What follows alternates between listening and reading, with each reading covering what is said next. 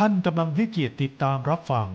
สถานีวิทยุกระจายเสียงแห่งประเทศไทยจังหวัดลำพูนส่งกระจายเสียงด้วยระบบ FM Stereo Multiplex ความถี่ 95 เมกะเฮิรตซ์จากอาคารห้องส่งเลขที่ 113 หมู่ที่ 10 ตำบลบ้านกลาง อำเภอเมืองจังหวัดลำพูนวิทยุแห่งประเทศไทยให้ความรู้คู่ความสุข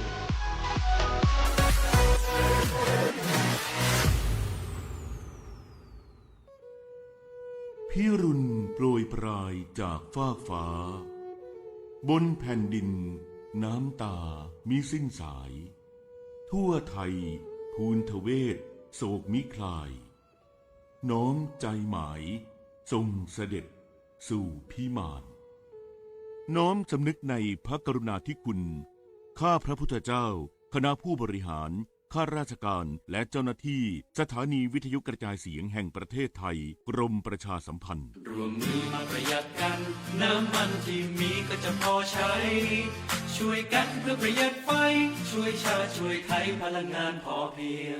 รวมมือมาประหยัดกันน้ำมันที่มีก็จะพอใช้ช่วยกันเพื่อประหยัดไฟช่วยชาติช่วยไทยพลังงานพอเพียงช่วยกันอย่างมีน้องให้จำให้มันไม่ฟุ่มเฟือยโดยพลันน้ำมันขึ้นราคาชาติจะรุ่งเรืองไม่สิ้นเปลืองหนักหนาไฟฟ้ามีค่าอย่าใช้เกินจำเป็นร่วมมือมาประหยัดกันน้ำมันที่มีก็จะพอใช้ช่วยกันเพื่อประหยัดไฟช่วยชาติช่วยไทยพลังงานพอเพียงร่วมมือมาประหยัดกันน้ำมันที่มีก็จะพอใช้ช่วยกันเพื่อประหยัดไฟช่วยชาติช่วยไทยพลังงานพอเพียง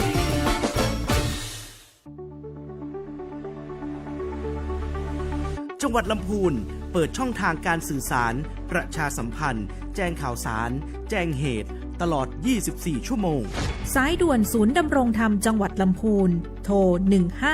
1567 ระบบทราฟฟี่ฟองดู Line แอดทราฟฟี่ฟองดู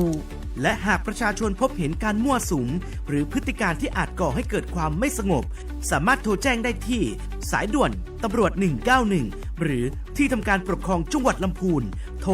053-511-017 รวมพลังสร้างการมีส่วนร่วมของประชาชนในการพัฒนาจังหวัดลำพูนโดยให้เจ้าหน้าที่รัฐนำปัญหาไปสู่การแก้ไขลำพูนไม่ลำพัง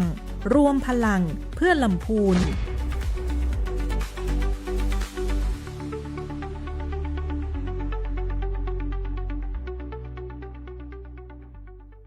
ช่วงนี้ได้ยินคนบ่นกันเยอะเลยนะเรื่องความไม่โปร่งใสเนี่ยใช่แต่รู้ไหมล่ะว่าจริงๆแล้วพวกเราช่วยกันได้นะ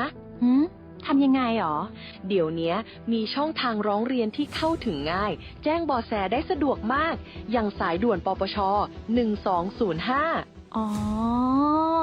แบบนี้ทุกคนก็มีส่วนทำให้บ้านเราดีขึ้นได้จริงๆแน่นอนการต่อต้านทุจริตจะสำเร็จได้ก็เพราะคนอย่างเราร่วมมือกันสำนักงานประชาสัมพันธ์ที่ 3 กรมประชาสัมพันธ์ฟ้าสลัวมัวแสงระวีส่องนกหยุดร้องวังเวงให้เงียบเหงามองฟ้าวันนี้เป็นสีเทาอกประชาหมองเศร้าระทมสวงด้วยพระราชธิดาพระองค์ใหญ่เสด็จคันไลสู่แดนสวงเสียงร่ำไห้สะท้อนสถานสวงพระเป็นดั่งดวงใจไทยประชา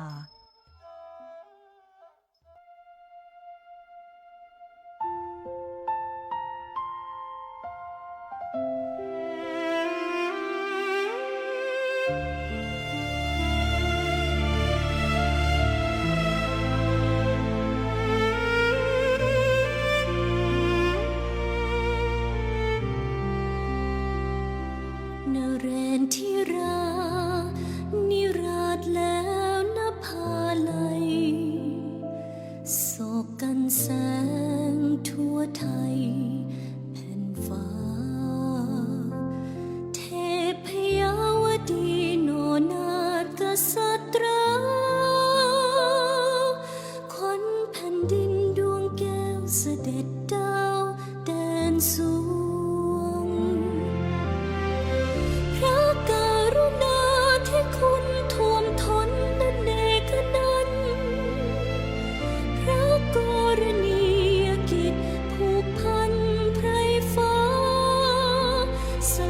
สุขอุตสาหะกูลเกื้อพ้องผสมเหล่าราชระลึกแล้วแส่สองนิรันดร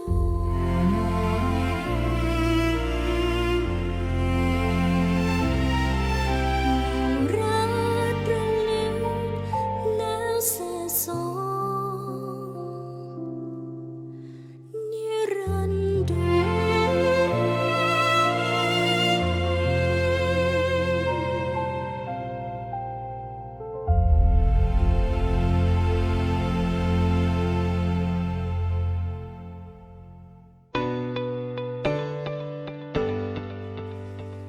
ท่านกำลังรับฟังการส่งกระจายเสียงจากสถานีวิทยุกระจายเสียงแห่งประเทศไทยจังหวัดลำพูน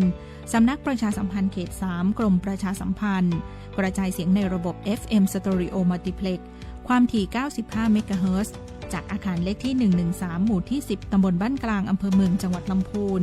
จากนี้ไปสถานีร่วมกับสำนักงานคณะกรรมการการเลือกตั้งประจำจังหวัดลำพูนเสนอรายการร่วมพัฒนาประชาธิปไตยกับกกต.ลำพูนค่ะ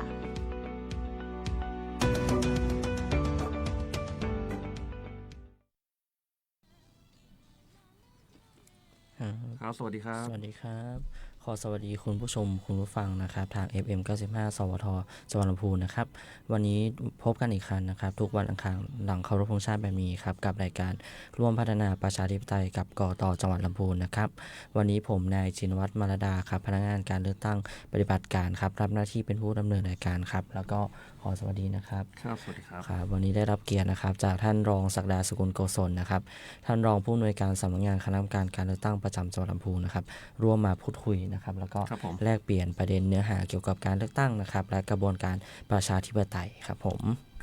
ครับก็วันนี้เราก็จะมีหลายเรื่องมาแลกเปลี่ยนด้วยกันนะครับท่านรองครับก็ก่อนเข้าสู่เนื้อหานะครับก็จะขออนุญาตประชาสัมพันธ์นะครับเกี่ยวกับการเลือกตั้งที่กำลังจะมาถึงนี้ในเขตพื้นที่จังหวัดลำพูนนะครับซึ่งเราจะมีอยู่ด้วยกัน5แห่งด้วยกันนะครับท่านรองครับก็เร็วๆนี้นะครับวันเลือกตั้งวันที่26 กรกฎาคม 2569นะครับก็จะเป็นการเลือกตั้งสมาชิกสภาเทศบาลตำบลแม่ตื่นนะครับเขตเลือกตั้งที่2กรณีแทนตำแหน่งที่ว่างนะครับผมจะอยู่ในอำเภอลี้นะครับซึ่งก็จะขออนุญาตไล่เรียงนะครับแผนงานการจัดการเลือกตั้งนะครับคร่าวๆนะครับให้แก่ท่านผู้มีสิทธิเลือกตั้งรวมถึงท่านผู้สมัครรับเลือกตั้งแล้วก็ประชาชนในพื้นที่ด้วยนะครับผมครับอย่างที่ได้ชี้แจงไปนะครับวันที่จะมีการเลือกตั้งสมาชิกสภาเทศบาลตำบลแม่ตื่นนะครับเขตเลือกตั้งที่2อำเภอลีนะครับกรณีแทนตำแหน่งที่ว่างซึ่งจะกำหนดวันเลือกตั้งเป็นวันอาทิตย์ที่26 กรกฎาคมนะครับ2569นะครับก็จะมีแผนงานที่สำคัญนะครับดังนี้นะครับวันนี้นะครับ30 มิถุนายน 2569นะครับทางเทศบาลตำบลแม่ตื่นก็จะมีการประกาศกำหนดหน่วยและที่เลือกตั้งนะครับรวมถึงประกาศบัญชีรายชื่อผู้มีสิทธิ์เลือกตั้งนะครับท่านผู้มีสิทธิ์เลือกตั้งก็สามารถไปตรวจสอบนะครับในพื้นที่ของท่านเนาะจะมีประกาศในพื้นที่ของท่านทางเทศบาลหรือว่าทางช่องทางอิเล็กทรอนิกส์ก็ได้เนาะท่านจะสามารถตรวจสอบหน่วยเลือกตั้งแล้วก็รายชื่อผู้มีสิทธิ์เลือกตั้งได้นะครับผมวันที่5 กรกฎาคม 2569ครับก็จะเป็นการแต่งตั้งนะครับกปนแล้วก็รปภนะครับรวมถึงเป็นวันสุดท้ายของการยื่นคำร้องคัดค้านการรับสมัครนะครับหากสมมุติว่าประชาชนในพื้นที่มีความปรากฏถูกไหมครับก็สามารถที่จะร้องคัดค้านการรับสมัครรับตั้งของผู้สมัครได้นะครับ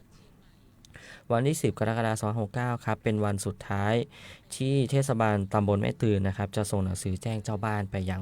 ผู้มีสิทธิ์เลือกตั้งในพื้นที่นะครับวันที่15 กรกฎาคม 2569นะครับเป็นวันสุดท้ายที่ท่านผู้มีสิทธิ์เลือกตั้งเนาะสามารถเพิ่มถอนรายชื่อผู้มีสิทธิ์เลือกตั้งได้นะครับกรณีที่ท่านเห็นหนังสือแจ้งเจ้าบ้านนะครับหรือว่าผู้มีสิทธิ์เลือกตั้งในเขตบ้านของท่านนะครับไม่มีชื่อหรือว่าชื่อเพิ่มขึ้นมานะครับก็สามารถที่จะไปแจ้งในทะเบียนนะครับเพื่อเพิ่มถอนชื่อผู้มีสิทธิ์เลือกตั้งได้นะครับผมวันที่18 กรกฎาคม 2569ครับเป็นวันสุดท้ายที่ผู้สมัครรับเลือกตั้งสามารถแต่งตั้งนะครับตัวแทนผู้สมัครได้นะครับก็สามารถไปยื่นที่เทศบาลตำบลแม่ตื่นได้เลยนะครับภายในวันที่18 กรกฎาคม 2569นะครับสำหรับท่านผู้สมัครนะครับ และวันที่19ถึง25กรกฎาคม2569ครับท่านผู้มีสิทธิเลือกตั้งที่ไม่อาจมาใช้สิทธิเลือกตั้งได้ก็สามารถแจ้งเหตุที่ไม่สามารถมาใช้สิทธิเลือกตั้งได้ในช่วงแรกนะครับวันที่26กรกฎาคม2569ก็คือเป็นวันเลือกตั้งนะครับเป็นวันอาทิตย์นะครับและภายหลังจากวันเลือกตั้งนะครับท่านผู้ที่ไม่สามารถมาใช้สิทธิเลือกตั้งก็สามารถแจ้งเหตุที่ไม่อาจไปใช้สิทธิเลือกตั้งได้อีกครั้งหนึ่งนะครับก็คือช่วงวันที่27กรกฎาคมนะครับถึงวันที่2สิงหาคมนะครับจะมีอยู่2ช่วงด้วยกันนะครับถ้าสมมุติว่าไม่สามารถมาใช้สิทธิเลือกตั้งได้นะครับและครับภายในวันที่25สิงหาคม2569ครับกกต.ก็จะประกาศผลเลือกตั้งนะครับผมก็อย่าลืมไปใช้สิทธิ์เลือกตั้งสมาชิกสภาเทศบาลตำบลแม่ตืนนะครับเขตเลือกตั้งที่2อำเภอลีนะครับวันอาทิตย์ที่26กรกฎาคม2569ครับท่านรองครับของเทศบาลตำบลแม่ตืนเนี่ยผมจำได้ผมไปสังเกตการการรับสมัครวันแรกมีผู้สมัครมาก่อนเวลา8:30 นาทีเนี่ย2คนนะฮะก็มีการจับสลากเนาะเพื่อกำหนดลำดับในการยื่นการสมัครซึ่งลำดับการยื่นการสมัครเนี่ยก็จะเป็นหมายเลขของผู้สมัครด้วยนะฮะวันนั้นก็มีสองท่านแล้วก็วันสุดท้ายเนี่ยเท่าที่ทราบนี่มีผู้สมัครทั้งหมด3คนนะฮะก็ถือว่าเทศบาลตำบลแม่ตืนเนี่ยมีความตื่นตัวนะฮะมีความตื่นตัวนะครับมีความตื่นตัวมีการส่วนร่วมนะฮะมีผู้สมัคร3คนนี่ถือว่าเยอะนะฮะในกรณีแทนตำแหน่งที่ว่างครับก็แล้วเป็นสมาชิกด้วยนะครับผมก็ถือว่ามีผู้สมัครที่เยอะนะครับก็ท่านผู้มีสิทธิ์เลือกตั้งรวมถึงท่านผู้สมัครก็สามารถเตรียมความพร้อมนะครับเตรียมตัวสำหรับการเลือกตั้งที่จะมาถึงนะครับนอกจากการเลือกตั้งของสมาชิกสภาเทศบาลตำบลแม่ตืนแล้วนะครับก็จะมีการเลือกตั้งอีก4แห่งครับอีก4แห่งนะครับเป็นแทนตำแหน่งที่ว่างเป็นแทนตำแหน่งที่ว่างเหมือนกันนะครับซึ่ง4แห่งนี้ก็จะกำหนดวันเลือกตั้งเป็นวันที่9สิงหาคม2569นะครับ4แห่งนี้มีที่ไหนบ้างนะครับที่แรกก็คือการเลือกตั้งสมาชิกสภาเทศบาลตำบลบ้านกลางครับเขตเลือกตั้งที่1นะครับผมอำเภอเมืองนะอำเภอเมืองนะครับ2ก็คือการเลือกตั้งครับสมาชิกสภาเทศบาลตำบลทากาศครับเขตเลือกตั้งที่2นะครับอำเภอแม่ทานะครับกรณีแทนตำแหน่งที่ว่างนะครับการเลือกตั้งที่3นะครับการเลือกตั้งสมาชิกสภาเทศบาลตำบลทุ่งหัวช้างนะครับเขตเลือกตั้งที่1นะครับอำเภอทุ่งหัวช้างกรณีแทนตำแหน่งที่ว่างเหมือนกันนะครับและสุดท้ายครับแห่งที่4ครับการเลือกตั้งสมาชิกสภาองค์การบริหารส่วนตำบลนาทรายครับเขตเลือกตั้งที่18นะครับอำเภอลีกรณีแทนตำแหน่งที่ว่างครับก็ซึ่ง4แห่งนี้ก็จะได้กำหนดวันเลือกตั้งเป็นวันเดียวกันนะครับก็คือวันอาทิตย์ที่9สิงหาคม2569นะครับซึ่งไทม์ไลน์ในแผนการจัดการเลือกตั้งก็จะเป็นวันเดียวกันนะครับท่านรองจะขออนุญาตชี้แจงนะครับพร้อมกันเลยนะครับผมครับซึ่งช่วงนี้ก็จะเป็นช่วงในการรับสมัครรับเลือกตั้งนะครับถึงวันที่3กรกฎาคมนะครับซึ่งการสมัครรับเลือกตั้งเนี่ยก็จะกำหนดเป็นวันที่29มิถุนายนนะครับถึงวันที่3กรกฎาคม2569นะครับเวลา 8:30 นนะครับถึง16:30 นาทีนะครับก็ท่านที่มีความสนใจสมัครรับเลือกตั้งนะครับในเขตพื้นที่ทั้ง4แห่งนี้ก็สามารถไปรับสมัครไปสมัครในเขตอปท.นั้นๆได้เลยนะครับยังทันเนาะยังทันครับภายในวันที่3วันนี้วันที่2นะเมื่อวานเป็นวันแรกก็สิ้นสุดภายในวันที่วันศุกร์นี้นะครับวันที่3กรกฎาคม2569ก็สามารถเตรียมความพร้อมเตรียมเอกสารต่างๆนะครับสอบถามทางเทศบาลหรือว่าอปต.นะครับที่อยู่ในเขตนั้นก็สามารถยื่นนะครับรับสมัครรับเลือกตั้งได้เลยนะครับผมครับก็ขออนุญาตไล่เรียงไทม์ไลน์นะครับคร่าวๆนะครับก็ภายหลังจากวันรับสมัครสิ้นสุดลงภายในวันที่3กรกฎาคม2569นะครับทางอปท.ก็จะได้ประกาศรายชื่อผู้สมัครในวันที่10กรกฎาคม2569นะครับผมก็ถ้าสมมุติว่ามีเหตุนะครับที่ทางผอ.นะครับการเลือกตั้งท้องถิ่นนะครับไม่ประกาศรับสมัครเนาะท่านผู้สมัครเลือกตั้งก็สามารถยื่นต่อกกต.กรณีไม่รับสมัครได้ภายในวันที่13กรกฎาคม2569นะครับผมและภายในวันที่14กรกฎาคม2569ทางอปท.ก็จะมีการประกาศกำหนดหน่วยเลือกตั้งแล้วก็รวมถึงประกาศบัญชีรายชื่อผู้มีสิทธิ์เลือกตั้งด้วยนะครับผมและวันที่19กรกฎาคม2569ครับเป็นวันสุดท้ายที่ทางอปท.นะครับแต่งตั้งนะครับกบน.นะครับประจำหน่วยเลือกตั้งและก็รปภ.ด้วยนะครับและเป็นวันสุดท้ายที่จะมีการยื่นคำร้องคัดค้านการรับสมัครกรณีมีเหตุความปรากฏนะครับว่าท่านผู้สมัครรับเลือกตั้งที่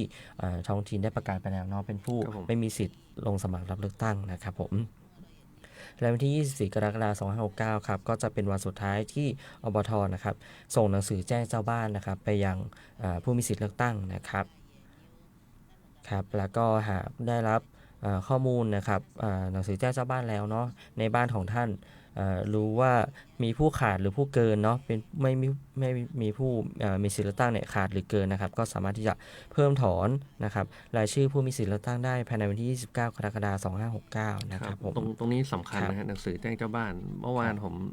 ดูข่าวเนาะของการเลือกตั้ง ตั้งของกทมกับพัทยาเนาะมีบางคนมาให้สัมภาษณ์ว่าเดิมเนี่ยเคยใช้สิทธิ์เลือกตั้งที่หน่วยนึงมารอบนี้ทำไมชื่อไปอยู่อีกหน่วยนึงผมก็สงสัยแล้วท่านได้ดูหนังสือแจ้งเจ้าบ้านไหมเนาะมันต้องตรวจสอบก่อนก่อนที่มาหน่วยเพราะว่าหนังสือแจ้งเจ้าบ้านเขาจะมีรายละเอียดว่าเรามีสิทธิ์เลือกตั้งเนี่ยกี่คนในบ้านแล้วไปใช้สิทธิ์เลือกตั้งที่หน่วยเลือกตั้งที่ไหนใช่ไหมฮะเพราะว่ามันบางทีมันจะมีเหตุเรื่องระบบติดขัดอะไรก็ว่าไปเนาะบางครั้งเนี่ยจำนวนหน่วยประชากรอาจจะเพิ่มขึ้นนะฮะในการแบ่งหน่วยเลือกตั้งเนี่ยก็จะมีประมาณ800 คนเนาะโดยประมาณถ้าเกิดคนเยอะเกินก็จะแบ่งไปที่หน่วยอื่นหรือว่ามีการกรณีที่ย้ายทะเบียนบ้านยังไม่ครบ1 ปีอะไรเงี้ยครับก็ต้องมีการเปลี่ยนแปลงเนาะประมาณนี้ดังนั้นก็มีความสำคัญนะครับถ้าสมมติว่าได้รับหนังสือแจ้งเจ้าบ้านแล้วท่านก็อย่าลืมตรวจสอบเบื้องต้นก่อนนะครับส่วนใหญ่จะไม่ดูกันจะไม่ดูนะไม่ดูเข้าใจว่าเหมือนเดิมครับผมแล้วก็ต่อเนื่องนะครับวันที่ 1 สิงหาคม 2569 ครับท่านผู้สมัครรับเลือกตั้งก็สามารถที่จะแจ้งแต่งตั้งตัวแทนผู้สมัครนะครับแก่ที่ผอ.กต.ประจำท้องถิ่นเนาะการเลือกตั้งประจำท้องถิ่นนะครับแล้วก็วันที่ 2 ถึง 8 สิงหาคมครับท่านผู้มีสิทธิเลือกตั้งที่ไม่สามารถมาใช้สิทธิเลือกตั้งได้ก็สามารถแจ้งเหตุที่ไม่อาจไปใช้สิทธิเลือกตั้งนะครับผมและวันที่ 9 สิงหาคมก็อย่างที่ได้แจ้งไปก็เป็นวันเลือกตั้งนะครับเป็นวันอาทิตย์นะครับและภายหลังจากวันเลือกตั้งครับวันที่ 10 ถึง 16 สิงหาคม 2569 นะครับท่านผู้มีสิทธิเลือกตั้งที่ไม่สามารถมาใช้สิทธิเลือกตั้งได้ก็สามารถที่จะแจ้งเหตุที่ไม่อาจไปใช้สิทธิเลือกตั้งได้ในครั้งที่ 2 เหมือนกันนะครับภายในวันที่8 กันยายน 2569 ภายหลังการเลือกตั้งแล้วนะครับกกต.ก็จะประกาศผลการเลือกตั้งนะครับก็อย่าลืมไปใช้สิทธิ์เลือกตั้งกันนะครับผมมีอยู่ด้วยกันนะครับในพื้นที่ลำพูนนะครับ2เดือนนี้ก็จะมีอยู่ด้วยกัน2แห่งเนาะอาจจะเป็นเดือน2เดือนนี้เนาะ2เดือนก็จะเป็นด้วยกัน5แห่งด้วยกันนะครับผม5แห่งด้วยกันนะครับขออนุญาตไล่เรียงอีกทีนึงนะครับเพื่อแจ้งให้ผู้มีสิทธิ์เลือกตั้งทราบนะครับก็วันที่9เดี๋ยวขออนุญาตวันที่ 26 กรกฎาคม 2569 นะครับจะมีการเลือกตั้งสมาชิกสภาเทศบาลตำบลแม่ตื่นเขตเลือกตั้งที่2นะครับกรณีแทนตำแหน่งที่ว่างนะครับผมครับและในวันที่ 9 สิงหาคม 2569 ก็จะมีด้วยกัน4แห่งด้วยกันนะครับแห่งแรกก็จะเป็นการเลือกตั้งสมาชิกสภาเทศบาลตำบลบ้านกลางเขตเลือกตั้งที่1นะครับอำเภอเมืองนะครับการเลือกตั้งที่2ก็คือการเลือกตั้ง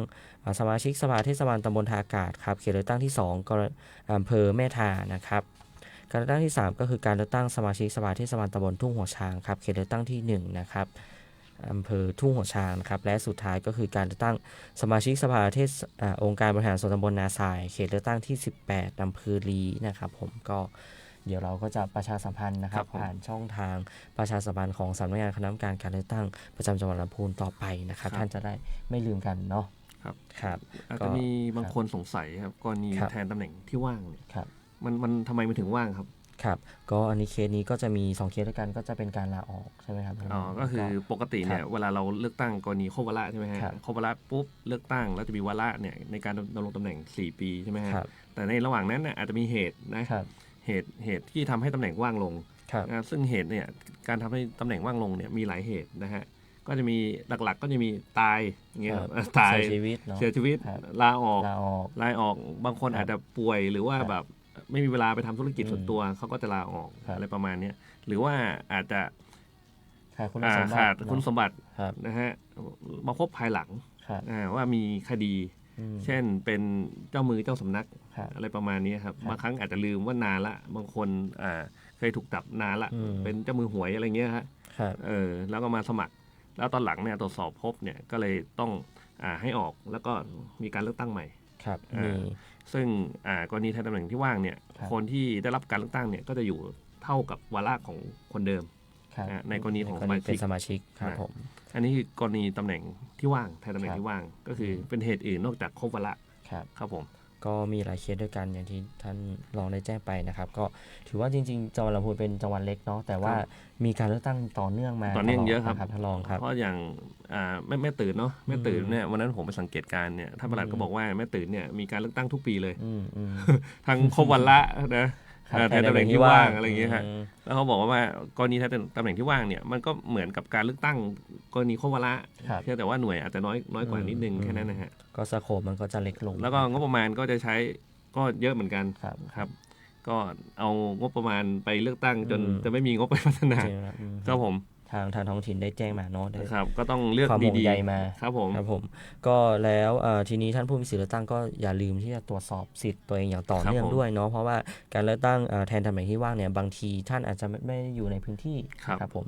อาจจะไม่ได้มาใช้สิทธิเลือกตั้งอย่างนี้นะครับแล้วก็อาจจะไม่ทราบเนาะถ้าสมมติว่าท่านถูกจำกัดสิทธิ์ก็จะจำกัดสิทธิ์ครั้งละ2 ปีนะครับด้วยกันนะครับก็จะถูกจำกัดสิทธิ์ในกรณีที่ท่านอาจจะมาลงรับสมัครนะครับรวมถึง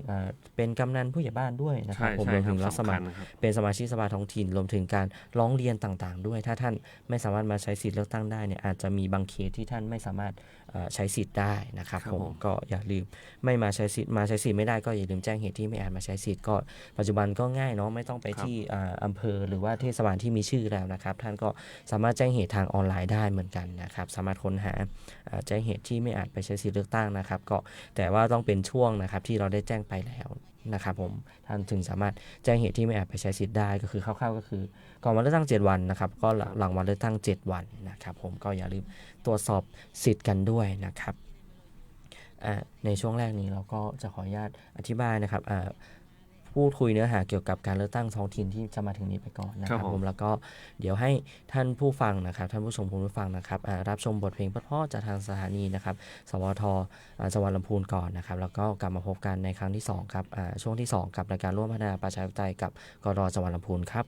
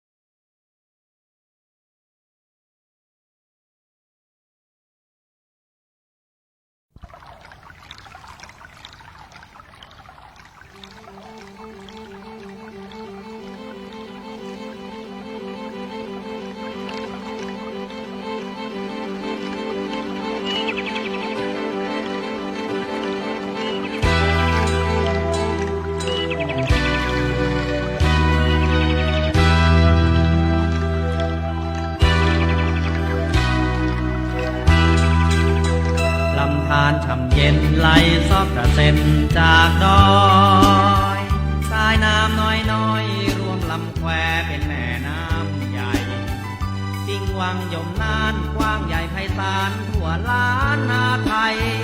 หล่อเลี้ยงเราได้สุขสันต์นานมาชีวิตทุกคนล้วนแต่ดิ้นรนขวนขวายหล่อเลี้ยงร่างกายด้วยสายน้ำเย็นช่ำอุราบึงคลองขาดน้ำพื้นแผ่นดินดำย่อมมีปัญหาต้นไม้ใบหญ้า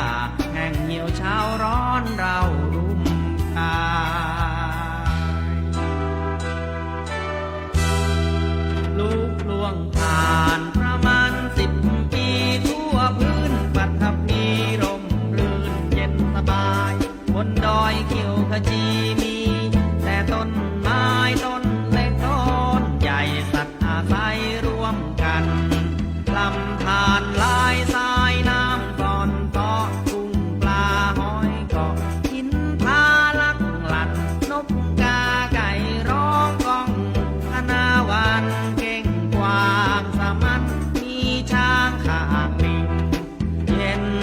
พายเย็นกายเย็นจิตเย็นชีวิตช่ำเย็นทุกสิ่งแต่เดี๋ยวนี้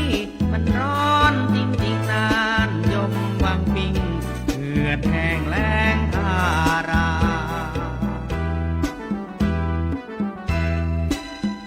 มาร่วมสร้างสรรค์ก่อนที่มันจะสายรักษาต้นไม้ปลูกต้นไม้อย่าทำลายป่าบนดอยหัวโล้นหยุดตัดโค่นต้นไม้เถิดนาขาดน้ำขาดป่าขาดธรรมชาติก็เหมือนขาดใจ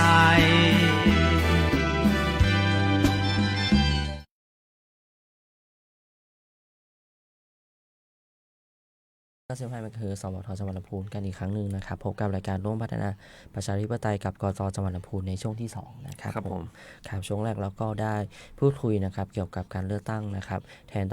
ท้องถิ่นนะครับแทนตำแหน่งที่ว่างเนาะที่สมีในพื้นที่จังหวัดลำพูนนะครับอยู่ด้วยกัน5แห่งด้วยกันนะครับอย่างที่ได้แจ้งไปก็คือค่อนข้างเยอะเลยทีเดียวนะครับท่านรองครับก็คือสำหรับท่านที่สงสัยว่าทำไมหลังเลือกตั้งกกต.ทำอะไรก็ยังไม่จบเลือกตั้งเลยนะครับผมสำหรับลำพูนนะครับภายหลังเราปีนี้ถือว่ามีการเลือกตั้งเยอะเลยทีเดียวนะครับนอกจากการเลือกตั้งสมาชิกสภาแล้วก็การเลือกตั้งองค์การมหาส่วนตำบลเนาะในช่วงต้นปีรวมถึงการเลือกตั้งสมาชิกสภาผู้แทนราษฎรนะครับรวมถึงการออกเสียงประชามติในช่วงต้นปีเหมือนกันที่ผ่านมานะครับหลังการเลือกตั้งนั้นนะครับก็ในพื้นที่จังหวัดลำพูนก็มีการเลือกตั้งอย่างต่อเนื่องด้วยกันนะครับกระจายไปในทุกพื้นที่นะครับทุกอำเภอเลยทีเดียวนะครับท่านรองครับครับผมครับก็ต่อมาครับเห็นว่าทางกกต.นะครับมีการปรับกรอบแนวคิดใช่ไหมครับครับผมเนื้อหาเป็นยังไงบ้างครับก็คณะกรรมการการเลือกตั้งนะฮะได้กำหนดกรอบแนวคิดการทำงานของสำนักงานคณะกรรมการการเลือกตั้งนะครับก็จะเป็นสุจริตโปร่งใสเป็นกลางและเที่ยงธรรมนะครับซึ่งก็จะใช้กำหนดทิศทางในการดำเนินงานของสำนักงานคณะกรรมการการเลือกตั้งทั่วประเทศนะฮะรวมถึงจังหวัดลำพูนด้วยนะฮะก็กรอบแนวคิดนี้ก็คือสุจริตโปร่งใสเป็นกลางและเที่ยงธรรมนะฮะคำว่าสุจริตเนี่ยก็คือก็จะหมายความว่าไม่แสวงหาผลประโยชน์ที่ไม่ควรได้โดยชอบด้วยกฎหมายเนาะก็สำนักงานเราก็จะมีแนวคิด no give policy เนาะก็เหมือนหน่วยงานราชการอื่นๆก็คือไม่รับเนาะไม่รับของขวัญนะฮะเพราะว่าการทำงานก็เป็นหน้าที่อยู่แล้วนะครับถ้าไปพบว่าพนักงานเนาะไปรับผลประโยชน์อย่างเงี้ยมันก็เป็นความผิดตามประมวลกฎหมายอาญาด้วยนะฮะมาตรา149เนาะอันนี้เป็นกรณีของพนักงานทั่วไปนะเป็นราชการเนี่ยไปเรียกรับผลประโยชน์แลกกับการทำงานปกตินี่นะฮะเป็นความผิดกฎหมายเนาะอย่างเงี้ยก็สามารถแจ้งความดำเนินคดีได้อันนี้เราพูดถึงในเรื่องของสุจริตเนาะแล้วก็ถ้าเป็นกรณีของคนที่ไม่ได้เป็นเจ้าพนักงานแต่ไปแอบอ้างแล้วก็ไปหลอกลวงว่าสามารถทำสิ่งนั้นสิ่งนี้ให้โดยแลกรับกับผลประโยชน์นะฮะเงินอย่างนี้มันก็เป็นความผิดฐานฉ้อโกงนะฮะก็เป็นความผิดตามกฎหมายอาญาก็สามารถไปแจ้งความดำเนินคดีได้นะฮะไม่ว่าจะเป็นเจ้าพนักงานหรือไม่เป็นก็ตามอันนี้เป็นเรื่องพื้นฐานของความสุจริตเนาะประชาชนเนี่ยเข้ามาติดต่อประสานงานกับหน่วยงานของรัฐเนี่ยต้องได้รับการบริการนะฮะตามที่กฎหมายกำหนดนะครับอันนี้คือหลักการแรกในเรื่องของความสุจริตนะก็คือ no give policy เนาะซึ่งจังหวัดลำพูนก็ใช้นโยบายนี้ทั้งจังหวัดเนาะครับผมในส่วนต่อไปเป็นเรื่องของความโปร่งใสนะฮะในความโปร่งใสก็คือโปร่งใสสามารถตรวจสอบได้นะฮะถ้าจะนึกถึงเนี่ยอย่างผมจะนึกถึงแก้วน้ำใสๆเนาะที่เทน้ำลงไปเราก็จะเห็นว่าน้ำสีอะไรเนาะถ้าเปลี่ยนเป็นน้ำอัดลมก็จะเปลี่ยนเป็นสีดำสีส้มสีเขียวสีแดงอะไรเงี้ย ตามน้ำที่เทลงไปในแก้วนะหรือไม่งั้นก็จะนึกถึงตู้ปลาเนาะซึ่งเราก็จะเห็นว่าปลาว่ายในตู้เพราะว่าเป็นวัสดุโปร่งใสนะฮะแต่ถ้าพูดถึงความโปร่งใสในหน่วยเลือกตั้งนะฮะจะนึกถึงอะไรนะฮะอย่างผมเนี่ยความโปร่งใสในหน่วยเลือกตั้งเนี่ยมันก็จะมีทั้งในเรื่องของคนในเรื่องของอุปกรณ์เรื่องของหน่วยเลือกตั้งนะในเรื่องของคนก่อนนะฮะในเรื่องของคนนี่คือว่าการแต่งตั้งคนเนี่ยก็จะมีคำสั่งแต่งตั้งที่ชัดเจนนะฮะประกาศติดไว้ที่บอร์ดหน้าหน่วยเลือกตั้ง ว่าแต่งตั้งใครมาเป็นกรรมการประจำหน่วยเลือกตั้งอย่างเงี้ยฮะหรือว่าใครเป็นผู้สมัครรับเลือกตั้งบ้างผู้สมัครมีกี่คนนะฮะอันนี้คือความโปร่งใสที่อยู่หน้าหน่วยเลือกตั้งอันนี้ในเรื่องของคนละคนเนี่ยนอกจากเจ้าพนักงานประจำหน่วยเลือกตั้งแล้วนอกจากผู้สมัครแล้วตัวแทนผู้สมัครนะฮะก็มีคำสั่งเนาะก็จะมีคำสั่งว่าขออนุญาตส่งตัวแทนผู้สมัครสังเกตการประจำหน่วยเลือกตั้งตรงนี้ก็ต้องเป็นหนังสือหลักฐานที่สามารถตรวจสอบได้นะฮะอันนี้เป็นเรื่องของคนแล้วก็เรื่องของหน่วยนะฮะหน่วยเลือกตั้งเนี่ยปกติที่เราเห็นเนี่ยส่วนใหญ่ก็จะเป็นแบบก็จะมีเชือกกั้นเนาะแนวกั้นที่กำหนดบริเวณให้ชัดเจนว่าตรงนี้เป็นหน่วยเลือกตั้งคนที่เกี่ยวข้องเท่านั้นที่สามารถเข้าไปหน่วยเลือกตั้งได้คนทั่วไปที่ไม่มีความเกี่ยวข้องก็ไม่สามารถเข้าไปหน่วยเลือกตั้งได้นะฮะหลักๆในหน่วยเลือกตั้งก็จะมีกรรมการประจำหน่วยเลือกตั้งเนาะแล้วก็จะมีผู้ใช้สิทธิเลือกตั้งที่อยู่ในหน่วยเลือกตั้งส่วนใครที่ไม่มีส่วนเกี่ยวข้องก็ไม่สามารถเข้าไปหน่วยได้นะฮะอันนี้ก็เป็นความโปร่งใสเราก็จะเห็นหมดว่าในหน่วยเลือกตั้งเนี่ยใครไปใช้สิทธิเลือกตั้งบ้างนะฮะก็จะมีในส่วนของเฉพาะคูหาเลือกตั้งเท่านั้นนะฮะที่เราจะมีฉากหลังเนาะในกรณีที่ว่าไม่มีพื้นที่ที่เป็นผนังที่แข็งแรงเนี่ยเราก็จะมีฉากหลังกั้นเพื่อไม่ให้คนอื่นเห็นการลงคะแนนเพราะว่าการลงคะแนนเนี่ยเป็นการลงคะแนนโดยตรงและลับนะฮะอันนี้คือจุดเดียวที่ไม่ให้เห็นแต่ส่วนอื่นเนี่ยเห็นได้หมดนะฮะอันนี้ในส่วนของหน่วยนะต่อไปเป็นเรื่องของเอกสารนะฮะในเรื่องของก่อนที่จะลงคะแนนเลือกตั้งเนี่ยเราจะมีประกาศจำนวนบัตรเลือกตั้งเนาะซึ่งปกติก็จะเรียกว่าแบบ5/2นะฮะคือในหน่วยเลือกตั้งนั้นเนี่ยจะมีบัตรเลือกตั้งกี่ใบเราต้องประกาศให้ครบสมมติว่าหน่วยเลือกตั้งเนี้ยมี800คนนะฮะก็บัตรเลือกตั้งก็อาจจะมี820ใบนะสำรองไว้นิดหน่อยอะไรเงี้ยก็จะติดไว้ประกาศตรงหน้าบอร์ดเนาะหน้าหน่วยเลือกตั้งซึ่งจำนวนบัตรเลือกตั้งเนี่ยก็จะสอดคล้องกับจำนวนผู้มีสิทธิเลือกตั้งในหน่วยนั้นนะฮะซึ่งจำนวนผู้มีสิทธิเลือกตั้งเนี่ยก็คือแบบ1/5เนาะก็จะมีติดไว้ตรงหน้าหน่วยเลือกตั้งไว้ให้ประชาชนเนี่ยตรวจสอบนะว่าใครมีสิทธิเลือกตั้งบ้างนะฮะระดับที่เท่าไหร่อันนี้ก็จะเป็นความโปร่งใสอีกจุดหนึ่งที่สามารถตรวจสอบได้ในเรื่องของจำนวนบัตรแล้วก็หลังจากที่ลงคะแนนเลือกตั้งแล้วเนี่ยมันก็จะมีแบบ5/4เนาะว่าใช้บัตรเลือกตั้งไปแล้วกี่ใบนะฮะในหน่วยเลือกตั้งเนี่ยคนที่มีสิทธิเลือกตั้งอาจจะไม่ได้มาใช้สิทธิเลือกตั้งครบ 100% นะฮะดังนั้นจำนวนบัตรเลือกตั้งเนี่ยก็อาจจะใช้ไม่ถึง820ใบเนาะอาจจะ700ใบอะไรประมาณนี้ฮะก็ต้องทำประกาศให้ชัดเจนให้คนมาตรวจสอบได้ว่าบัตรเลือกตั้งใช้ไปกี่ใบมีผู้มีสิทธิเลือกตั้งมาแสดงตนกี่คนนอกจากประกาศจำนวนบัตรเลือกตั้งก่อนที่ลงคะแนนกับหลังลงคะแนนแล้วเนี่ยแล้วหลังจากที่มีการนับคะแนนแล้วเนี่ยเราก็จะมีแบบ5/7เนาะแบบ5/7คือรายงานผลการนับคะแนนว่าหลังจากที่มีการลงคะแนนเลือกตั้งแล้วเนี่ยคะแนนเป็นยังไงบ้างนะฮะบัตรดีบัตรเสียนะผู้มีสิทธิเลือกตั้งผู้มาแสดงตนนะฮะซึ่งเอกสารพวกนี้ก็จะทำโดยกรรมการประจำหน่วยเลือกตั้งนะฮะก็จะมีตั้งแต่ประธานเนาะเซ็นคนแรกเนาะแล้วก็มีกรรมการประจำหน่วยเลือกตั้งเสร็จแล้วเนี่ยหลังจากนั้นก็จะมีการรวบรวมผลการนับคะแนนส่งให้กรรมการเขาเรียกว่าคณะกรรมการ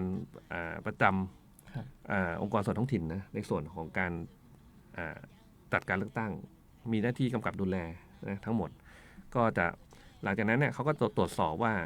ผลการนับคะแนนถูกต้องหรือไม่นะฮะถ้าถูกต้องเขาจะทำประกาศผลการนับคะแนนนะฮะก็จะลงนามด้วยคณะกรรมการการเลือกตั้งประจำท้องถิ่นนั้นๆนะฮะเห็นว่าคนที่ลงนามเนี่ยก็จะเป็นคนละชุดกันชุดแรกเนี่ยผลการเลือกตั้ง5/7เนี่ยเป็นกรรมการประจำหน่วยส่วน5/8เนี่ยเป็นคณะกรรมการนะฮะการเลือกตั้งประจำท้องถิ่นนะฮะเพื่อตรวจสอบว่า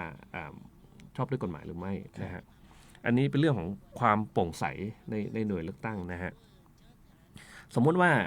เราเนี่ยเป็นผู้มีสิทธิเลือกตั้งเนี่ยไปสังเกตการเห็นว่ากระบวนการการเลือกตั้งเนี่ยไม่ชอบด้วยกฎหมายเนี่ยเราก็สามารถทักท้วงได้นะฮะเขาจะมีแบบ5/5นะว่าถ้าเราเห็นว่าการกระบวนการเนี่ยการเลือกตั้งไม่ชอบด้วยกฎหมายเนี่ยเราขอทักท้วงว่ามันไม่ชอบด้วยกฎหมายตรงประเด็นไหนนะฮะแล้วให้กรรมการเนี่ยเขาวินิจฉัยในสิ่งที่เราทักท้วงนะฮะถ้าเราเห็นด้วยกับกรรมการทุกอย่างก็จบแต่ถ้าไม่เห็นด้วยเนี่ยเราก็สามารถนำแบบ5/5เนี่ยเข้าไป ร้องคัดค้านการเลือกตั้งที่สำนักงานคณะกรรมการการเลือกตั้งได้นะฮะแล้วก็จะนำไปสู่เรื่องของกระบวนการสืบสวนไต่สวนต่อไปนะฮะอันนี้เป็นเรื่องของความโปร่งใสในหน่วยเลือกตั้งนะฮะต่อไปเป็นเรื่องของความเป็นกลางเนาะสำนักงานคณะกรรมการการเลือกตั้งเนี่ยก็เป็นกรรมการเนาะก็ต้องวางตัวให้เป็นกลางนะฮะไม่เข้าข้างฝ่ายใดฝ่ายหนึ่งนะฮะทุกคนก็จะถูก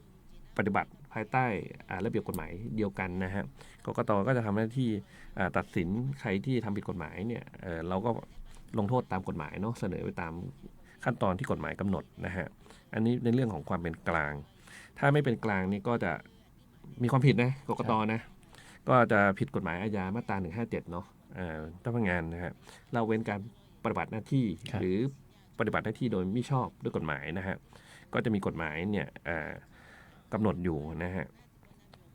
และสุดท้ายในเรื่องของความเที่ยงธรรมนะฮะถ้าในกระบวนการการเลือกตั้งเนี่ยถ้าทุกฝ่ายนะฮะ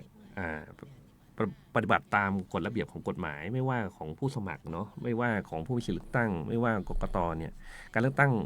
นั้นๆก็จะเป็นไปโดยเที่ยงธรรมนะฮะก็จะสะท้อนเจตนารมณ์ที่แท้จริงของประชาชนผู้มีสิทธิเลือกตั้งได้ว่าต้องการตัวแทนคนไหนเข้าไปบริหารก็ประมาณเนาะเพื่อสร้างความเจริญให้กับท้องถิ่นนะฮะครับผมอันนี้ก็เป็นกรอบแนวคิดของสำนักงานคณะกรรมการการเลือกตั้งนะฮะสุจริตโปร่งใสเป็นกลางและเที่ยงธรรมครับผมการกำหนดคิดใหม่นี้ก็เป็นการฉลองนะครับในวาระที่คณะกรรมการสำนักงานคณะกรรมการการเลือกตั้งครบ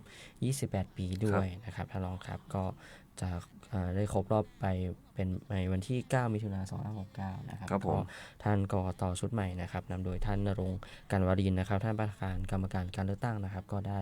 ร่วมกันกำหนดกรอบแนวคิดใหม่นี้ขึ้นมานะครับเป็นสุจริตโปร่งใสเป็นกลางและเที่ยงธรรมนะครับมี4ประโยคมี4คำด้วยกันนะครับท่านรองครับ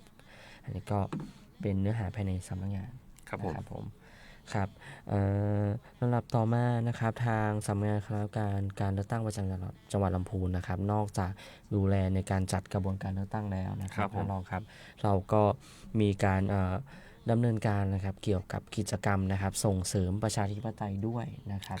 ถ้าสมมติว่าท่านอยู่ในพื้นที่นะครับ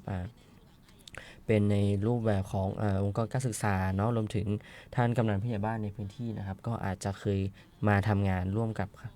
สำนักงานคณะกรรมการการเลือกตั้งประจำจังหวัดลำพูนนะครับก็ในวันที่7 กรกฎาคม 2569นะครับที่จะมาถึงนี้เนาะวันอังคารหน้านะครับทางสำนักงานคณะกรรมการการเลือกตั้งประจำจังหวัดลำพูนนะครับก็จะได้จัดกิจกรรมนะครับส่งเสริมกระบวนการการมีส่วนร่วมนะครับแล้วก็เนื้อหาเกี่ยวกับประชาธิปไตยอยู่2กิจกรรมด้วยกันนะครับท่านรองครับกิจกรรมแรกนะครับเป็นกิจกรรมโครงการนะครับศูนย์ส่งเสริมพัฒนาประชาธิปไตยกิจกรรมหลักที่1ประชุมขับเคลื่อนการเสริมสร้างพลเมืองคุณภาพนะครับส่วนที่2จัดประชุมนะครับเชิงปฏิบัติการบูรณาการวางแผนปฏิบัติการเสริมสร้างพลเมืองคุณภาพหรือว่ากิจกรรมรวมพลคนสสปชตนะครับซึ่งสสปชตนี้จะเป็นเครือข่ายเนาะที่จะอยู่ในพื้นที่นะครับของสำนักงานคณะกรรมการการเลือกตั้งนะครับก็จะดำเนินการร่วมกับนะครับสกรนะครับในพื้นที่นะครับก็จะมีท่านกำนันผู้ใหญ่บ้านนะครับแล้วก็เครือข่ายต่างๆนะครับมาร่วมกันเพื่อส่งเสริมกระบวนการประชาธิปไตยในพื้นที่นะครับผมซึ่งวันที่7 กรกฎาคม 2569นี้ก็จะเป็นครั้งแรกเนาะที่เราจะจัดกิจกรรมรวมพลนะครับสสปชตนะครับเพื่อที่จะรวมนะครับสสปชตทุกพื้นที่นะครับมาร่วมประชุมกันมาร่วมทำกิจกรรมด้วยกันนะครับซึ่งจะจัดณโรงแรมแกนปาแอนด์รีสอร์ทจังหวัดลำพูนนะครับกิจกรรมคร่าวๆของเรานะครับในช่วงเช้าก็จะมีการมอบโล่ประกาศเกียรติคุณและเกียรติบัตรซึ่งก็จะได้รับเกียรติจากนางสาวปิ่นทองอินทรศรีนะครับซึ่งเป็นผู้ตรวจการนะครับเขตตรวจการที่9ของสำนักงานคณะกรรมการการเลือกตั้งนะครับจากส่วนกลางนะครับจะมามอบโล่ประกาศเกียรติคุณและเกียรติบัตรให้แก่สสปชตที่ได้เข้าร่วมกิจกรรมการประกวดสสปชตต้นแบบระดับจังหวัดซึ่งก็จะมีด้วยกัน4แห่งด้วยกันนะครับก็จะมีอยู่ด้วยกันนะครับ4แห่งนะครับก็1ก็คือสสปชตลีนะครับผมอำเภอลีนะครับสสปชตท่าปลาดุกนะครับอำเภอเมืองนะครับผมสสปชตท่าตุ้มนะครับอำเภอป่าซางนะครับแล้วก็สสปชตตำบลเหล่ายาวนะครับผมอยู่ด้วยกัน4แห่งนะครับก็จะมารับมอบนะครับการ โล่เกียรติคุณนะครับและประกาศเกียรติคุณในกิจกรรมการประกวดสสปชต้นแบบระดับจังหวัดนะครับอันดับที่2ครับก็จะเป็นสสปชที่ผ่านการประเมินมาตรฐานสสปชตประจำปี2569ซึ่งก็จะมีอยู่ด้วยกัน8แห่งอยู่ด้วยกันกระจายไปในทุกอำเภอนะครับกันนี้ก็มี2กิจกรรมนะครับอันที่ต่อมานะครับก็จะเป็นพิธีมอบป้ายหมู่บ้านเข้าร่วมกิจกรรมรณรงค์ไม่ขายเสียงนะครับก็จะเป็นตัวแทนสสปชทั้ง8แห่งจะมี8แห่งด้วยกันนะครับผมในช่วงเช้ารวมถึงเราก็จะมีกิจกรรมเพื่อที่จะให้ความรู้นะครับแก่สสปชที่เข้าร่วมด้วยนะครับผม1ก็คือแนวทางการขอรับการสนับสนุนงบประมาณของสสปชจากองค์กรปกครองส่วนท้องถิ่นนะครับซึ่งสสปชเนี่ยถือนับว่าเป็นองค์กรตามกฎหมายเนาะที่สามารถที่จะของงบประมาณได้นะครับผมก็หลักๆก็จะถ้าสมมติว่าสสปชอยู่ในพื้นที่เนาะยังไม่ทราบว่าจะของงบจากแหล่งใดบ้างนะครับก็ทางองค์กรปกครองส่วนท้องถิ่นนะครับทางโดยสำนักงานส่งเสริมการสำนักงานท้องถิ่นจังหวัดลำพูนเนาะก็จะได้ส่งนะครับท่านผอกลุ่มงานกฎหมายนะครับมาเพื่อที่จะอธิบายนะครับเกี่ยวกับการของงบประมาณต่างๆก็ได้รับเกียรตินะครับจากท่านท้องถิ่นจังหวัดลำพูนเนาะมอบหมายมานะครับก็จะมีการชี้แจงนะครับว่าสามารถของงบประมาณในช่องทางไหนได้บ้างนะครับผมต่อมาก็จะเป็นการบรรยายหัวข้อเทคนิคการพูดในที่สาธารณะนะครับเพราะว่าทางสสปชเราเนาะจะต้องเป็นหลักๆก็คือจะต้องมีการเผยแพร่นะครับเนื้อหาเกี่ยวกับการเลือกตั้งนะครับแล้วก็ความรู้ประชาธิปไตยในพื้นที่นะครับดังนั้นเนี่ยทางกกต.จังหวัดลำพูนนะครับก็จะขออนุญาตเสริมสร้างนะครับเทคนิคการพูดในที่สาธารณะนำโดยวิทยากรนะครับผู้เชี่ยวชาญนะครับมาอธิบายมาร่วมพูดคุยกันนะครับให้สสปชได้มีความรู้เพิ่มเติมนะครับและภายหลังจากก่อนจบกิจกรรมก็จะมีกิจกรรมเสวนานะครับในหัวข้อการขับเคลื่อนส่งเสริมวิถีประชาธิปไตยในชุมชนก็จะได้ตัวแทนนะครับทางสสปชมาร่วมแลกเปลี่ยนอธิบายกันว่าดำเนินการอย่างไรนะครับให้ทางองค์ความรู้เนาะเป็นประโยชน์แก่คนในพื้นที่อย่างนี้นะครับก็จะเป็นกิจกรรมคร่าวๆด้วยกันในงานก็จะมีการตั้งบูธต่างๆเนาะตั้งบูธต่างๆด้วยนะครับก็ได้เชิญทางสสปชนะครับในพื้นที่นะครับทุกอำเภอนะครับมาร่วมกันนะครับกิจกรรมแรกผ่านไปแล้วนะครับกิจกรรมที่2นะครับจัดวันที่7 กรกฎาคม 2569เหมือนกันนะครับเป็นกิจกรรมการประกวดวิทยากรประชาธิปไตยระดับจังหวัดนะครับอันนี้จะเป็นกิจกรรมที่ทางสำนักงานคณะกรรมการการเลือกตั้งประจำจังหวัดลำพูนนะครับร่วมกับองค์กรสถานศึกษาในพื้นที่นะครับอยู่ด้วยกันนะครับอยู่ด้วยกัน7แห่งอยู่ด้วยกันนะครับผมมี7แห่งด้วยกันนะครับซึ่งกิจกรรมคร่าวๆของเราเนี่ยก็จะเป็นการประกวดวิทยากรประชาธิปไตยซึ่งผ่านน้องๆที่เข้าร่วมประกวดเนี่ยจะต้องผ่านกระบวนการอบรมนะครับจากคณะกรรมการการเลือกตั้งประจำจังหวัดลำพูนนะครับในเดือนที่ผ่านมาแล้วนะครับก็จะมีการตั้งทีมประกวดแล้วก็จะมาแข่งขันกันในช่วงบ่ายของวันที่7 กรกฎาคม 2569ก็จะจัดที่โรงแรมแกรนด์ปาร์คแอนด์รีสอร์ทจังหวัดลำพูนนะครับผมในช่วงแรกก็จะเป็นการประกวดระดับมัธยมศึกษาตอนต้นและประถมศึกษาโรงเรียนขยายโอกาสนะครับสถานศึกษาที่เข้าร่วมประกวดนะครับมีอยู่ด้วยกัน4สถานศึกษาด้วยกันนะครับได้แก่โรงเรียนบ้านหนองบัวนะครับโรงเรียนบ้านห้วยส้มนะครับโรงเรียนบ้านก้อจัดสรรและโรงเรียนวัดบ้านแจ่มนะครับและการแข่งขันต่อมาคือการประกวดระดับมัธยมศึกษาตอนปลายและอาชีวศึกษานะครับซึ่งสถานศึกษาที่ร่วมประกวดจะมีอยู่ด้วยกัน3สถานศึกษาด้วยกันนะครับ1ก็คือโรงเรียนสวนบุญโยบธรรมลำพูนนะครับโรงเรียนเวียงเจดีย์วิทยาและวิทยาลัยเทคนิคลำพูนนะครับก็ทั้ง7แห่งนี้ก็จะเป็นสถานศึกษาที่ได้ผ่านการอบรมนะครับหลักสูตรพลเมืองคุณภาพจากสำนักงานคณะกรรมการการเลือกตั้งประจำจังหวัดลำพูนแล้วนะครับผมก็ในปีต่อๆไปเราก็จะมีการขยายนะครับขยายการอบรมไปยังโรงเรียนอื่นๆด้วยนะครับผมจะได้มีการแข่งขันที่กระจายไปในยังสถานศึกษาในทุกพื้นที่ในจังหวัดลำพูนนะครับผมและหลังจากการประกวดน้องๆก็จะมีเวลา25นาทีในการพูดคุยอธิบายเกี่ยวกับกระบวนการที่ได้ผ่านการอบรมแล้วก็หลักสูตรที่เราเน้นย้ำก็คือหลักสูตรต้นไม้ประชาธิปไตยนะครับก็จะได้มาแข่งขันการถ่ายทอดกันและในวันนั้นก็จะมีการมอบรางวัลการประกวดนะครับผมให้แก่น้องๆนะครับผมที่ได้ร่วมแข่งขันกันให้ร่วมแข่งขันนะครับที่ร่วมประกวดนะครับผมและเมื่อผ่านการประกวดเรียบร้อยแล้วนะครับน้องๆก็จะที่ได้รับรางวัลดีเด่นนะครับจากทั้ง2ประเภทนะครับก็จะได้แข่งขันต่อนะครับแข่งขันในระดับเขตและในระดับ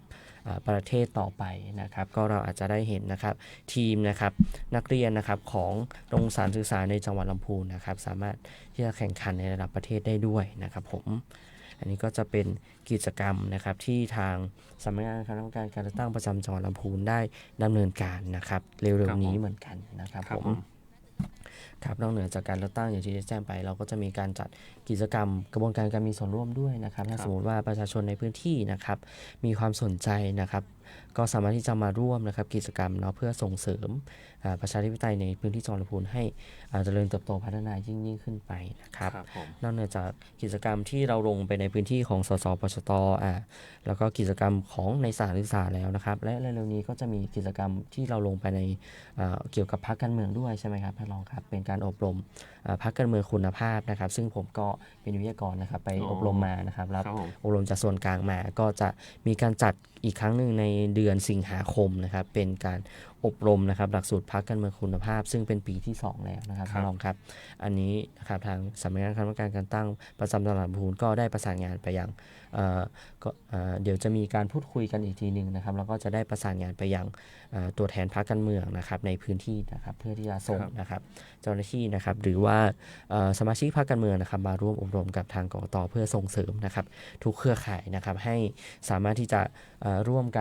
มือกันประสานงานกันในการส่งเสริมประชาธิปไตยในพื้นที่จังหวัดลำพูนได้ดียิ่งขึ้นนะครับท่านครับก็ถือว่าเราจัดกิจกรรมไปในเครือข่ายต่างๆอย่างครบถ้วนนะครับท่านครับเป็นในแต่ละปีงบประมาณก็มีเครือข่ายที่จะขยายไปในทุกที่ขยายกระจายไปเรื่อยๆนะครับท่านครับก็น่าจะเป็นช่วงสุดท้ายแล้วนะครับท่านครับก็จะขออนุญาตประชาสัมพันธ์นะครับผมช่องทางนะครับประชาสัมพันธ์แอปพลิเคชันต่างๆของทั้งสำนักงานคณะกรรมการการเลือกตั้งแล้วก็สำนักงานคณะกรรมการการเลือกตั้งประจำจังหวัดลำพูนนะครับผมสำหรับแอปพลิเคชันนะครับที่เราประชาสัมพันธ์กันทุกรอบนะครับท่านรองครับก็จะขอให้ทุกท่านเนี่ยไปดาวน์โหลดให้กันด้วยนะครับให้กันด้วยเนาะเพื่อขยายผู้ใช้งานนะครับแอปพลิเคชันแรกก็คือแอปพลิเคชันสมาร์ทโหวตนะครับแอปพลิเคชันที่จะติดตามเนื้อหาข้อมูลเกี่ยวกับการเลือกตั้งต่างๆนะครับทั้งในระดับชาติและในระดับท้องถิ่นนะครับท่านผู้มีสิทธิเลือกตั้งที่ต้องการที่จะทราบข้อมูลนะครับไม่ว่าจะเป็นการประกาศผลการเลือกตั้งนะครับผมหน่วยเลือกตั้งที่ท่านมีสิทธิเลือกตั้งนะครับรวมถึงการแจ้งเหตุในที่ไม่อาจมาใช้สิทธิเลือกตั้งนะครับท่านสามารถดาวน์โหลดแอปพลิเคชันเดียวนะครับเพื่อที่จะศึกษาข้อมูลเหล่านี้แล้วก็ดำเนินการนะครับในเกี่ยวกับกระบวนการเกี่ยวกับการเลือกตั้งนะครับก็คือแอปพลิเคชันสมาร์ทโหวตนะครับแอปพลิเคชันต่อมานะครับแอปพลิเคชันที่2นะครับแอปพลิเคชันตาสับปะรดนะครับแอปพลิเคชันตาสับปะรดนี้ไว้สำหรับแจ้งเหตุทุจริตนะครับรวมถึงสิ่งผิดปกตินะครับที่ท่านพบเจอในพื้นที่เนาะท่านสามารถที่จะล็อกอินผ่านเลขบัตรประจำตัวประชาชนจะต้องมีการยืนยันเพื่อไม่ให้เกิดการกลั่นแกล้งกันนะครับแอปพลิเคชันตาสับปะรดท่านสามารถส่งในส่วนของรูปภาพนะครับวิดีโอเนื้อหาข้อความต่างๆนะครับรวมถึงเหตุต่างๆที่ท่านพบเจอเนี่ยลงไปได้นะครับเพื่อที่จะแจ้งเหตุทุจริตในพื้นที่นะครับไม่ว่าจะเป็นการซื้อสิทธิ์ขายเสียงนะครับการข่มขู่คุกคามต่างๆนะครับเมื่อท่านส่งข้อมูลไปยังแอปพลิเคชันตาสับปะรดแล้วนะครับข้อมูลต่างๆจะส่งไปยังกกต.ส่วนกลางนะครับแล้วก็จะได้ประสานงานกกต.จังหวัดอีกครั้งหนึ่งนะครับผมแอปพลิเคชันที่3ครับแอปพลิเคชันCivic Education นะครับอันนี้สำหรับเป็นแอปพลิเคชันที่จะมีเนื้อหาเกี่ยวกับกระบวนการการมีส่วนร่วมกระบวนการประชาธิปไตยกระบวนการเลือกตั้งต่างๆนะครับสำหรับที่คุณครูนะครับหรือว่าผู้สนใจนะครับนำไปเผยแพร่ต่อนะครับท่านสามารถที่จะประยุกต์ใช้เนื้อหาในนั้นเนาะเพื่อที่จะถ่ายทอดแก่กลุ่มเป้าหมายกลุ่มเครือข่ายที่ท่านดำเนินการได้นะครับแอปพลิเคชัน Civic Education นะครับเป็นสำคัญก็คือแอปพลิเคชัน Smart Vote แอปพลิเคชันตาสับปะรดและแอปพลิเคชัน Civic Education นะครับเป็น3แอปพลิเคชันของสำนักงานคณะกรรมการการเลือกตั้งนะครับที่จะเชิญชวนนะครับท่านผู้มีสิทธิเลือกตั้งรวมถึงท่านผู้สนใจดาวน์โหลดติดไว้นะครับติดโทรศัพท์ไว้นะครับผมครับและช่องทางนะครับประชาสัมพันธ์ของสำนักงานคณะกรรมการการเลือกตั้งประจำจังหวัดลำพูนนะครับมีอยู่ด้วยกัน3ช่องทางด้วยกันนะครับ1ก็คือ Facebook นะครับเรามีอยู่ด้วยกัน2 Facebook ด้วยกันนะครับ Facebook แรกก็คือ Facebook ชื่อเต็มนะครับสำนักงานคณะกรรมการการเลือกตั้งประจำจังหวัดลำพูนนะครับเป็นแฟนเพจนะครับและอีกอันหนึ่งก็คือแบบย่อนะครับสนงกต.จังหวัดลำพูนนะครับก็เป็นช่องทาง Facebook นะครับ2ช่องทางนะครับที่ ทางกกต.จังหวัดลำพูนเนี่ยเราได้เผยแพร่เนื้อหาข้อมูลต่างๆเป็นประจำนะครับช่องทางที่3ก็คือช่องทางเว็บไซต์นะครับเว็บไซต์ก็เว็บไซต์สำนักงานท่านสามารถเซิร์ชใน Google ได้เลยนะครับเว็บไซต์สำนักงานคณะกรรมการการตั้งประจำจังหวัดลำพูนก็จะลงเนื้อหาเกี่ยวกับประกาศที่สำคัญเกี่ยวกับการเลือกตั้งนะครับเป็นอย่างเป็นทางการนะครับก็จะอยู่ในช่องทางนั้นนะครับท่านสามารถติดตามนะครับช่องทางทั้ง3แล้วก็ดาวน์โหลดแอปพลิเคชันทั้ง4นะครับของสำนักงานคณะกรรมการการตั้งประจำจังหวัดลำพูนแล้วก็สำนักงานคณะกรรมการการเลือกตั้งนะครับติดเครื่องไว้ได้นะครับเพื่อที่จะไม่พลาดช่องทางเนื้อหาเกี่ยวกับการเลือกตั้งแล้วก็กระบวนการการมีส่วนร่วมของสำนักงานคณะกรรมการการเลือกตั้งนะครับวันนี้น่าจะครบถ้วนนะครับท่านรองครับครบถ้วนนะครับก็สำหรับวันนี้นะครับผมนายจินวัฒน์มาลดานะครับพนักงานการเลือกตั้งปฏิบัติการนะครับและท่านรองศาสตราจารย์สกุลโกศลครับท่านรองผู้อำนวยการสำนักงานคณะกรรมการการเลือกตั้งประจำจังหวัดลำพูนนะครับก็ขออนุญาตลาทุกท่านไปก่อนนะครับและพบกันใหม่ครับกับรายการร่วมพัฒนาประชาธิปไตยกับกกต.จังหวัดลำพูนครับทาง FM 95 สวท.จังหวัดลำพูนนะครับทุกวันอังคารนะครับหลังเคารพธงชาติครับสำหรับวันนี้สวัสดีครับครับสวัสดีครับ